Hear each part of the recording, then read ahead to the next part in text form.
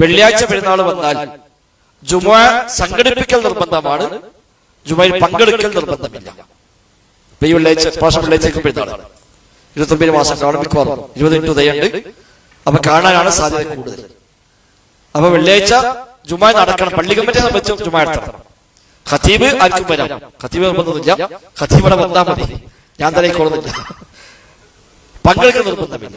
അവൻ രാവിലെ പെരുന്നാസ്കാരത്തിന് വന്നാൽ ഇനി വരെ ജുമാസ്കാർ നിർബന്ധമില്ല, ളുഹുർസ്കരിച്ചാൽ മതി. എന്നാൽ ജുമുഅ നടക്കൽ നിർബന്ധമാണ്. ജുമുഅ ക്യാൻസൽ ആക്കാൻ പറ്റൂല. പങ്കെടുക്കൽ ആളുകൾ ഇഷ്ടം, താല്പര്യമുള്ളവർക്ക് വരാം, അല്ലെങ്കിൽ വന്നാൽ കൂലിട്ടും, വന്നില്ലെങ്കിൽ ഒരു കുറ്റമില്ല, ളുഹുർസ്കരിച്ചാൽ. പെരുന്നാൾസ്കാരത്തിന് വെള്ളിയാഴ്ച പള്ളിക്ക് പോകണം.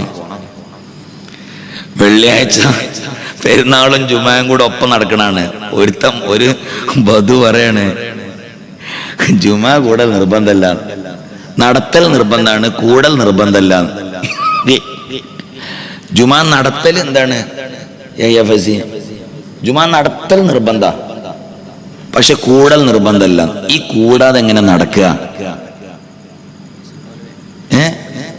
കൂടാതെ എങ്ങനെ നടക്കുക? എന്താ പഠിച്ചോനെ ചെയ്യാ?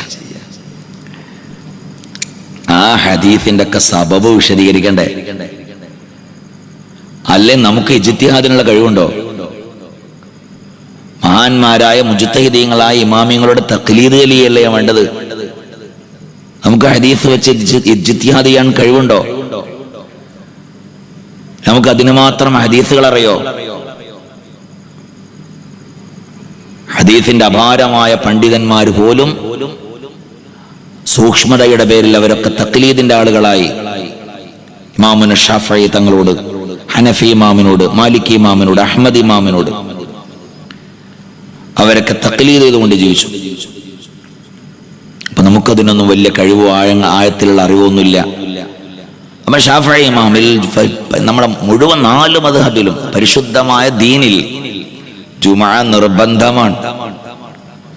അതിലെങ്ങനെ കൂടേണ്ടതില്ല എന്ന് പറയാ? ജുമുഅ നടത്തണം, പക്ഷെ കൂടേണ്ടതില്ല.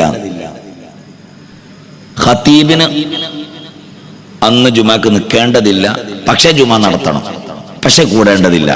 എന്തിനാ അങ്ങനെയൊക്കെ പറയണേ? ജുമുഅ ഫർളല്ലേ, അത് നിർബന്ധമാണ്, അത് നിർബന്ധമായ സംഗതിയാണ്, കൂടണം. പെരുന്നാൾ നിസ്കാരം സുന്നത്താണ്. സുന്നത്ത് നിസ്കാരങ്ങളുടെ കൂട്ടത്തിൽ ഏറ്റവും ശ്രേഷ്ഠമായ നിസ്കാരം പരിശുദ്ധമായ 2 പെരുന്നാൾ നിസ്കാരങ്ങളാണ്. തഹജ്ജുദിനേക്കാൾ ഏറ്റവും ശ്രേഷ്ഠമായ നിസ്കാരം പെരുന്നാൾ നിസ്കാരമാണ്. അതൊക്കെ ആണുങ്ങൾ പള്ളിയിൽ പോയി നിസ്കരിക്കുകയും പെണ്ണുങ്ങൾ വീട്ടിൽ. സ്വതക്ക വേറെ, സക്കാത്ത് വേറെ. സക്കാത്ത് എന്നുള്ളത് ഫർളാണ്. അത് ഫർളാക്കിയത് ഹിജ്റയുടെ 2ാമത്തെ വർഷം ഷവ്വാൽ മാസത്തിലാണ് സക്കാത്ത് നിർബന്ധമാക്കുന്നത്. ഷവ്വാലിൽ. ഫിത്ർ സക്കാത്ത് നിർബന്ധമാക്കുന്നത് റമദാൻ പെരുന്നാളിന്റെ 2 ദിവസം മുമ്പ്. ഫിത്ർ സക്കാത്ത് നിർബന്ധമാക്കും. നോമ്പ് നിർബന്ധമാക്കുന്നത് ഷവ്വാലിൽ, ഹിജ്റയുടെ 2ാമത്തെ വർഷത്തിൽ. 2ാമത്തെ വർഷം ഷവ്വാൽ, റമദാൻ, ശഅബാൻ, റമദാൻ, ഷവ്വാൽ, ഈ 3 മാസവും 3 പ്രധാനപ്പെട്ട സംഗതികൾ നിർബന്ധമാക്കിയ മാസമാണ്. ഷവ്വാലിൽ പറഞ്ഞു അടുത്ത മാസം നിങ്ങൾ നോമ്പ് വെക്കണം, റമദാൻ നോമ്പ് വെക്കണം. റമദാൻ അവസാന ഭാഗത്ത് പറഞ്ഞു ഷവ്വാൽ മാസം പിറവി കണ്ടാൽ നിങ്ങൾ ഫിത്ർ സക്കാത്ത് കൊടുക്കണം. ഷവ്വാലിന് ശേഷം ഷവ്വാൽ ഉദിച്ചതോടുകൂടെ 6 നോമ്പ് കഴിഞ്ഞ ശേഷം അല്ലാഹ് പറഞ്ഞു ഈ മാസത്തിൽ നിങ്ങൾ സക്കാത്ത് നിർബന്ധമാക്കണം. സക്കാത്ത് പഴയ കാലത്തുണ്ട്. സക്കാത്ത് നമ്മുടെ ഉമ്മത്തിന് മാത്രം പ്രത്യേകത അല്ല. മൂസാ നബി അലൈഹി സ്വലാത്തു വസ്സലാമിന്റെ കാലത്ത് സക്കാത്തുണ്ട്. ഈസാ നബി അലൈഹി സ്വലാത്തു വസ്സലാമിന്റെ കാലത്ത് സക്കാത്തുണ്ട്. പക്ഷെ നമ്മുടെ ഉമ്മത്തിനൊരു അളവ് തന്നതാ, 10-1, 4-1, അതായത് 40-1, അതായത് 2.5%. മൂസാ നബി അലൈഹി സ്വലാത്തു വസ്സലാമിന്റെ കാലത്തും ഈസാ നബിയുടെ കാലത്തുള്ള സക്കാത്ത് മുതലിന്റെ 4-1. 1 ലക്ഷം റുപ്യ ഉണ്ടെങ്കിൽ 25,000 റുപ്യ സക്കാത്ത് കൊടുക്കണം. മുതലിന്റെ 4-1. നമുക്കങ്ങനല്ല. നമുക്ക് 1 ലക്ഷത്തിന് 2,500 ഉള്ളൂ. നമുക്കൊന്നത് ചുരുക്കി തന്നതാണ്. ആ സക്കാത്ത് നിർബന്ധമാണ്, കൊടുത്ത് വീട്ടിയിരിക്കണം. 8 സംഗതികൾക്കാണ് സക്കാത്തുള്ളത്. 1, 2 നാണയങ്ങൾ, സ്വർണം, വെള്ളി, 2 ആട്, 3 മാട്, 5 ഒട്ടകം, 6 ധാന്യങ്ങൾ, നെല്ല്, ഗോതമ്പ്, 7 കാരക്ക, 8 മുന്തിരി. ഇവകളിലൊക്കെ സക്കാത്ത് നിർബന്ധമാണ്. ഇവകളിൽ മാത്രമേ സക്കാത്ത് നിർബന്ധമുള്ളൂ. ഞാൻ എൻ്റെ അപ്പുറത്തേക്ക് ചോദിക്കാൻ നിൽക്കണ്ട. ചില ആളുകൾ സക്കാത്തിനെ സംബന്ധിച്ച് പറഞ്ഞപ്പോൾ ഒരാൾ ചോദിച്ചു, അടക്കൊക്കെ സക്കാത്തില്ല. ഇല്ലായിരുന്നു. ആ എന്താ കൊടുത്താലും കൊടുത്തോളി, സക്കാത്തില്ല. കുറച്ച് അടക്ക കിട്ടുകയാണെങ്കിൽ ലിവാവിലൊക്കെ കൊടുത്തോട്ടെ, കൊടുത്താലും കൊടുത്തോളി. തേങ്ങക്ക് സക്കാത്തില്ല, ഇല്ലായിരുന്നു. ആ എന്താ ചോദിച്ചു, ഇല്ലേ പിന്നെ സക്കാത്തോടെ പറയണ്ടേ? സക്കാത്ത് നിശ്ചിത വസ്തുവിൽ മാത്രമേ ഉള്ളൂ. സ്വർണം, വെള്ളി, അത് പിന്നെ നാണയമാക്കി വെച്ചാലും കട്ടയാക്കി വെച്ചാലും സ്വർണ്ണക്കട്ട, ആഭരണത്തിന് സക്കാത്തില്ല. ഹലാലായ ആഭരണമായിരിക്കണം. ഹലാലായ ആഭരണത്തിന് സക്കാത്തില്ല. ഹലാലായ ആഭരണമാണ് സ്ത്രീകൾ ധരിക്കുന്ന മാല, വള, അതുപോലെ തന്നെ പാദസരം, സ്വർണത്തിന്റെ പാദസരം. ഒരു പെണ്ണിന് 5 മാലുണ്ട്. ഒരു മാല 5 പവന, ഓരോ മാലയും. അങ്ങനത്തെ 5 മാലുണ്ട്. 5 × 5 = 25 പവൻ. സക്കാത്തുണ്ടോ? ഇല്ല. അത് ഹലാലായ മുതലാവുള്ളത്. അതൊക്കെ കൂടെ ഇടുന്നില്ലല്ലോ. ആയിക്കോട്ടെ, ഒരു ദിവസം ഇട്ടിട്ട് പിറ്റേ ദിവസം 2ാമത്തെ ഇടുക, പിറ്റേ ദിവസം 3ാമത്തെ ഇടുക, പിറ്റേ ദിവസം 4ാമത്തെ ഇടുക. ഹലാലായ ആഭരണങ്ങൾക്ക് സക്കാത്തില്ല. ഇനി ഹലാലല്ലാത്ത ആഭരണങ്ങൾ ഉണ്ട്. ആണുങ്ങൾ സ്വർണ്ണാഭരണങ്ങൾ ഉണ്ടാക്കി വെക്കുക, അത് ഹലാലല്ല. ആണുങ്ങൾക്ക് ആഭരണമേ ഹലാലില്ല. ആകപ്പാട് ഹലാലായ ഒരു ആഭരണം മോതിരം മാത്രമാണ്. ഇടത്തെ കൈയിൻ്റെ ചെറുവിരലും ധരിക്കുക, വലത്തെ കൈയിൻ്റെ ചെറുവിരൽ. ഏറ്റവും അഫ്ളൽ വലത്തെ കൈയിൻ്റെ ചെറുവിരലാണ്. അതിന് ചില ഇമാമിങ്ങളുടെ അരിയിൽ ഒരു മിസ്കാലിനേക്കാൾ കൂടുതൽ വെള്ളിയാവാൻ പാടില്ല. പക്ഷെ അത് മുഅ്തമദല്ല. മുഅ്തമദ് ഇമാം നവവി തങ്ങളുടെ അഭിപ്രായമാണ് മുഅ്തമദ്. അത് ഉർഫനുസരിച്ച്, സാധാരണ ഒരു തോതനുസരിച്ച് വെള്ളിയുടെ ഗ്രാം അങ്ങോട്ടും ഇങ്ങോട്ടും കൂടാം. ഒരു മനുഷ്യൻ വലിയൊരു വെള്ളിൻ്റെ സാധനം ഉണ്ടാക്കിയിട്ട് കൈമാടാൻ പറ്റില്ല, ഉർഫിനെതിരാണ്. ആകെ ധരിക്കാൻ പറ്റുന്ന ഒരു ആഭരണം ഇതാണ്, മോതിരം മാത്രമാണ് ആണുങ്ങൾക്ക്. ബാക്കിയുള്ളതൊക്കെ ഹലാലല്ല, ഹറാമാണ്. അപ്പം അതിന് സക്കാത്ത് കൊടുക്കേണ്ടി വരും. ഹറാമല്ല, ആഭരണമാക്കി വെച്ചാൽ അത് ഹലാലായ ആഭരണമല്ലാത്തത് കൊണ്ട് സക്കാത്ത് കൊടുക്കേണ്ടി വരും. സ്ത്രീകൾക്ക് വേണ്ടി ഉണ്ടാക്കിയത് അത് ഹലാലായ ആഭരണമാണ്, ആഭരണങ്ങൾക്ക് സക്കാത്തില്ല. ഇനി സ്വർണത്തിൻ്റെയും വെള്ളിയുടെയും സ്ഥാനത്ത് നിൽക്കുന്ന കാശ്, ഇത് എന്ത് പറയാ, ഡോളർ, റുപ്പീസ്, റിയാല്, ഇങ്ങനത്തെ സംഗതികൾക്ക് സക്കാത്തുണ്ട്. ഈ വെള്ളിയുടെയും സ്വർണത്തിൻ്റെയും തോതനുസരിച്ചിട്ടാണ് കച്ചവടത്തിന് സക്കാത്ത് കൊടുക്കാറുള്ളത്. കച്ചവടത്തിന് കൊല്ലം പൂർത്തിയായ സക്കാത്ത് കൊടുക്കണം. എങ്ങനെയാ കച്ചവടത്തിന് സക്കാത്ത് കൊടുക്കേണ്ടത്? കൊല്ലം പൂർത്തിയാകുമ്പോൾ അവൻ്റെ കടയിൽ എത്ര വസ്തുക്കളുണ്ടോ എന്ന് നോക്കണം. എന്നിട്ട് ആ വസ്തുക്കളുടെ അന്നത്തെ ഹോൾസെയിൽ വില, അല്ലാതെ ഓൻ വാങ്ങിയ വില അല്ല. ഓൻ വാങ്ങിയത് സോപ്പിന് 50 ഉറുപ്പ്യക്കും, പക്ഷേ ഓൻ വാങ്ങിയത് 6 മാസം മുമ്പാണ്. ഇപ്പം ആ സോപ്പിന് 100 ഉറുപ്പ്യ ആയിട്ടുണ്ടെങ്കിൽ ഇപ്പോഴത്തെ ഹോൾസെയിൽ വിലയാണ് നോക്കേണ്ടത്. ഓൻ വിൽക്കണ വില അല്ല, ഹോൾസെയിൽ വില, ഇപ്പോഴത്തെ ഹോൾസെയിൽ വില. ആ വില നോക്കി കണക്ക് കൂട്ടി കൃത്യമായി വെള്ളിയുടെ തോത്, അതായത് 595 ഗ്രാം വെള്ളി ഉണ്ടെങ്കിൽ ആ വെള്ളിയുടെ തോതനുസരിച്ച് കച്ചവടത്തിന് ഉണ്ടെങ്കിൽ സക്കാത്ത് കൊടുത്തോളണം. ഇല്ലെങ്കിൽ ഹലാലല്ല ആ വസ്തു ഉപയോഗിച്ചിട്ട് എൻ്റെ മക്കൾ കൊടുക്കുന്നത്. ഇനി സക്കാത്ത് ആർക്കാ കൊടുക്കേണ്ടത്? അതിൻ്റെ അവകാശികൾ കൊടുക്കണം. ഫക്കീർ, മിസ്കീന്മാർ, കടം കൊണ്ട് വലഞ്ഞവരങ്ങനെ 8 വിഭാഗം വരണം, ഓൽക്ക് കൊടുക്കണം. യാചകന്മാർക്ക് കൊടുത്താൽ, സക്കാത്ത് കൊടുത്താൽ വീടൂല. യാചകന്മാർക്ക് സക്കാത്ത് കൊടുത്താൽ വീടുകയില്ല. അവിടെ നിൽക്കട്ടെ, യാചകന്മാർക്ക് സക്കാത്ത് കൊടുത്താൽ വീടുകയില്ല. അതെന്തേ മൂല്യങ്ങൾ അങ്ങനെ പറഞ്ഞു? ഞാൻ യാചകന്മാർക്ക് സക്കാത്ത് കൊടുത്താൽ വീടൂല എന്ന് പറഞ്ഞു. അപ്പൊ എനിക്കൊരു യാചകൻ ഫോൺ ചെയ്തു, അയാൾ നൂറാജിമർ കാണലുണ്ട് ഇനി അട്ടകാലത്ത്. നിങ്ങൾ ഈ മൂല്യർ നിങ്ങൾ എന്തിനാ അങ്ങനെ പറഞ്ഞത്? ആകപ്പാട് കിട്ടണ നിങ്ങൾ ഇല്ലാതാക്കുകയാണ്. ഞാൻ പറഞ്ഞു, നിങ്ങൾ സക്കാത്ത് വാങ്ങണ്ട, നിങ്ങളതിന് പകരം സ്വതക്ക വാങ്ങിക്കോളി. ഞാൻ ചോദിച്ചു, നിങ്ങൾ ഏതൊക്കെ ദിവസം? മൂപ്പര് ഞാൻ നേരിട്ട് ചോദിച്ചു, നിങ്ങളെങ്ങനെ യാചനക്ക് പോയാലും ചോദിച്ചു. ഞാനിങ്ങനെ ആഴ്ചയിൽ വെള്ളിയാഴ്ച ഒന്നും പോകില്ല, ചിലപ്പോൾ ഞായറാഴ്ച ഒഴിവാക്കും. കാരണം ഞായറാഴ്ച കല്യാണം ഇതൊക്കെ ഉണ്ട്, അതുകൊണ്ട് ആൾക്കാരൊന്നും പുരയിലുണ്ടാവില്ല. അപ്പം ഞായറാഴ്ച ഒഴിവാകും. ആഴ്ചയിൽ 5 ദിവസം യാചനക്ക് പോകും. ഞാൻ ചോദിച്ചു, നിങ്ങൾക്ക് ചുരുങ്ങിയത് എത്ര ഉറുപ്പിക കിട്ടും? 100 പുര കയറിയാൽ വളരെ ചുരുങ്ങിയത് 1000 ഉറുപ്പിയെങ്കിലും കിട്ടും. അതായത് ഒരു പുരയിൽ 10 ഉറുപ്പിക കൊടുത്താൽ 100 പുരയിൽ 1000 ഉറുപ്പിക. ആ 1000 ഉറുപ്പിക ഒരു ദിവസം കിട്ടിയാൽ ചുരുങ്ങിയത് ഒരു 1000 ഉറുപ്പിക കിട്ടും അയാൾക്ക്.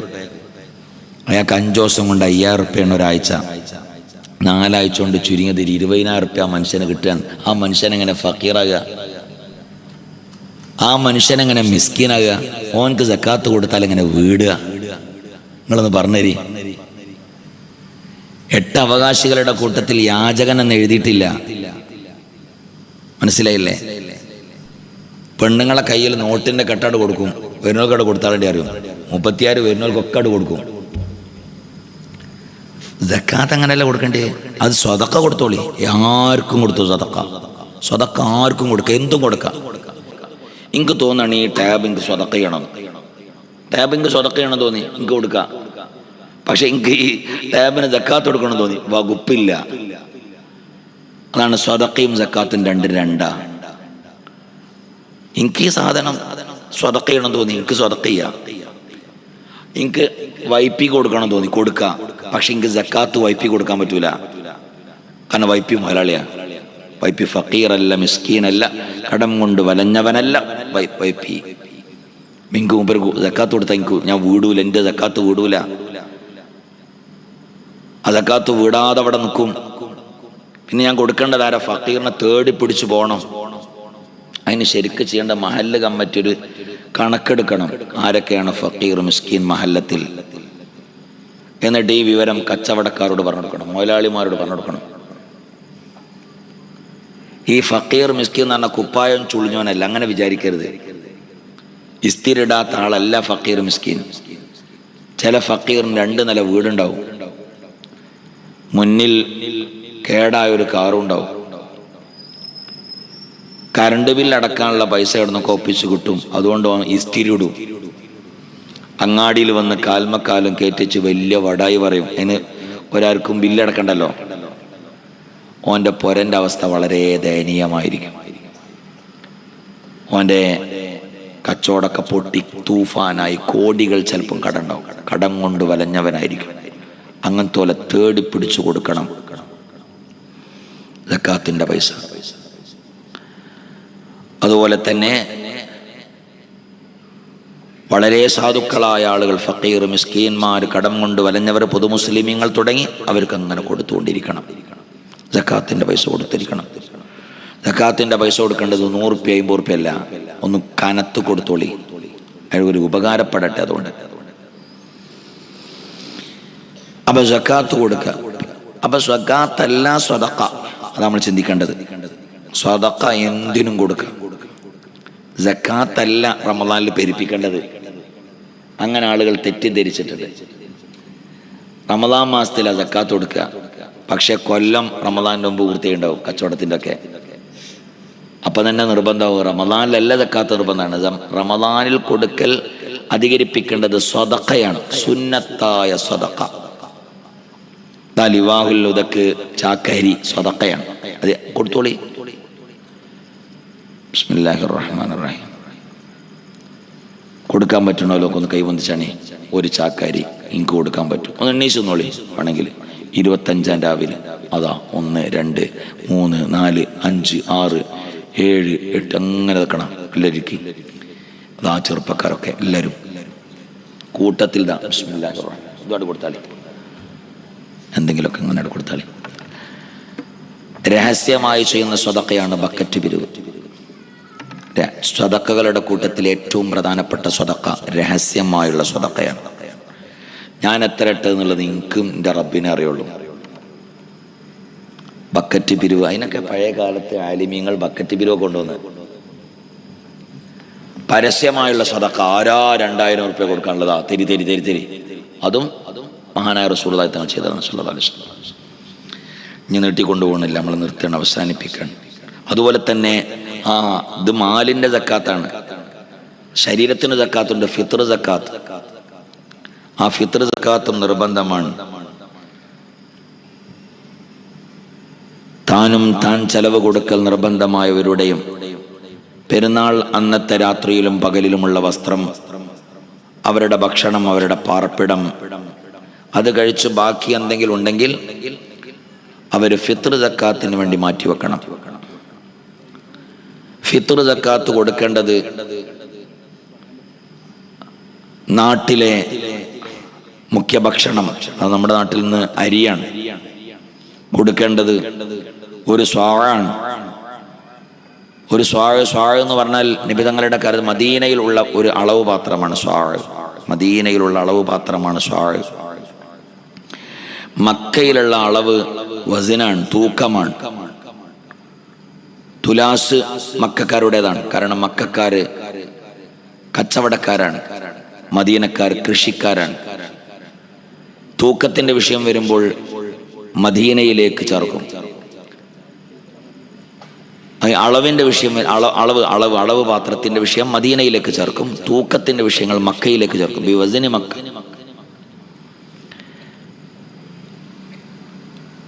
അപ്പൊ മദീനയിലുള്ള ഒരു അളവ് പാത്രമാണ് സ്വാഴ്. ഒരു സ്വാഴ് എന്ന് പറഞ്ഞ 4 മുദ്ദ്. 4 മുദ്ദ് ഒരുമിച്ച് കൂടിയതാണ് ഒരു സ്വാഴ്. ഒരാൾ കൊടുക്കേണ്ടത് ഒരു സ്വാഴാണ്. കൊടുക്കേണ്ടത് ഒരു സ്വാഴാണ്. ഒരു സ്വാഴ് എന്ന് പറഞ്ഞാൽ അതിന് തൂക്കമില്ല. ആൾക്കാർ അതാ ചോദിക്കുക, എത്ര തൂക്കം? തൂക്കം പറയുമോ? ഇല്ലേ, തൂക്കം പറയും. തൂക്കല്ല, അളവ്. അളവിൽ നിന്ന് നമുക്ക് തൂക്കാൻ, നമുക്ക് അളക്കാൻ പറ്റിയ അളവ് പാത്രത്തിൽ 3 ലിറ്ററും 200 മില്ലി ലിറ്ററും 3 ലിറ്ററും 200 മില്ലി ലിറ്ററും സുമാറാണ് 2500 എന്നൊക്കെ പറഞ്ഞത്. കിലോ അളവ്, കിലോ കണക്ക് വെക്കാൻ പറ്റൂല എന്ന് പറയാൻ കാരണം ചില അരി കനം കുറഞ്ഞ അരി ഉണ്ടാവും, ചിലത് നല്ല കനം കൂടിയ അരി ഉണ്ടാവും. അവിടെ നമ്മൾ തൂക്കം കറക്റ്റ് ചെയ്യാൻ പറ്റൂല. അപ്പൊ 2500, 2600, 2700, 2800 അങ്ങനെ പോയിക്കോ. ഏതായിരുന്നു അതൊരു വ്യക്തിക്ക് കൊടുക്കേണ്ടതാണ്. ഒരു വീട്ടിൽ 5 പേരുണ്ടെങ്കിൽ 5 സ്വാഴ് കൊടുക്കണം. 5 സ്വാഴ് എന്ന് പറഞ്ഞാൽ ഏകദേശം 10-12.5 കിലോ ഉണ്ടാവും. അത് കൊടുത്തു വിട്ടിടം അതിൻ്റെ അവകാശികൾക്ക്. പെരുന്നാൾ മാസം കണ്ട അന്നു മുതൽ ഫിത്ർ സക്കാത്ത് കൊടുക്കണം. എന്നിട്ട് നിസ്കാരത്തിന് മുമ്പായി കൊടുത്തുവിട്ടൽ സുന്നത്താണ്. വേഗം കൊടുത്തുവിട്ടുക. ഫിത്ർ സക്കാത്ത് കൊടുത്തിട്ടാണ് നിസ്കാരത്തിലേക്ക് പോകേണ്ടത്. ഫിത്ർ സക്കാത്ത് ഇൻഷാ അല്ലാഹ് വരുന്ന വെള്ളിയാഴ്ച ഏറെക്കുറെ സാധ്യത ഉണ്ട്.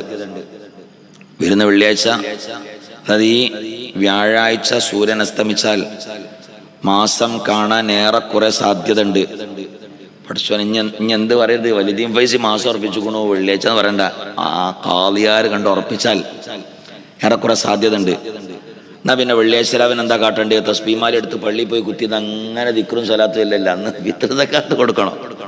സലാത്ത് എന്നൊക്കെ ചെല്ലുവിളി, ഫിത്ർ സക്കാത്ത് കൊടുത്തിട്ട് കൂട്ടണം. എന്നിട്ടാ പള്ളി കൊണ്ട് പെരുന്നാൾ നിസ്കാരത്തിന് വെള്ളിയാഴ്ച പള്ളിക്ക് പോകണം. വെള്ളിയാഴ്ച പെരുന്നാളും ജുമായും കൂടെ ഒപ്പം നടക്കണാണ്. ഒരു ബധു പറയാണ്, ജുമാ കൂടൽ നിർബന്ധമല്ല, നടത്തൽ നിർബന്ധമാണ്, കൂടൽ നിർബന്ധമല്ല. ജുമാ നടത്തൽ എന്താണ്? ജുമാ നടത്തൽ നിർബന്ധ, പക്ഷെ കൂടൽ നിർബന്ധമല്ല. ഈ കൂടാതെ എങ്ങനെ നടക്കുക? കൂടാതെ എങ്ങനെ നടക്കുക? എന്താ പഠിച്ചോനെ ചെയ്യാ? ആ ഹദീസിന്റെ ഒക്കെ സബബ് വിശദീകരിക്കണ്ടേ? അല്ലേ നമുക്ക് ഇജ്തിഹാദിനുള്ള കഴിവുണ്ടോ? മഹാന്മാരായ മുജ്തഹിദീങ്ങളായ ഇമാമിങ്ങളുടെ തഖ്ലീദ് ചെയ്യല്ലേ വേണ്ടത്? നമുക്ക് ഹദീസ് വെച്ച് ഇജ്തിഹാദ് ചെയ്യാൻ കഴിവുണ്ടോ? നമുക്ക് അതിന് മാത്രം ഹദീസുകൾ അറിയോ?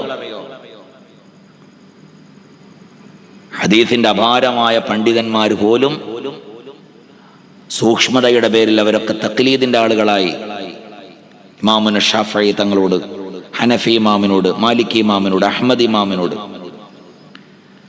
അവരൊക്കെ തഖ്ലീദ് ചെയ്തുകൊണ്ട് ജീവിച്ചു. അപ്പൊ നമുക്കതിനൊന്നും വലിയ കഴിവോ ആഴത്തിലുള്ള അറിവൊന്നുമില്ല. അപ്പൊ ഷാഫഈ ഇമാമിൽ നമ്മുടെ മുഴുവൻ 4 മദ്ഹബിലും പരിശുദ്ധമായ ദീനിൽ ജുമുഅ നിർബന്ധമാണ്. അതിലെങ്ങനെ കൂടേണ്ടതില്ല എന്ന് പറയാ? ജുമാ നടത്തണം, പക്ഷെ കൂടേണ്ടതില്ല.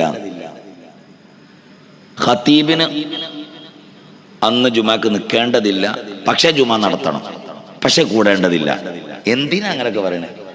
ജുമാ ഫർളല്ലേ, അത് നിർബന്ധമാണ്, അത് നിർബന്ധമായ സംഗതിയാണ്, കൂടണം.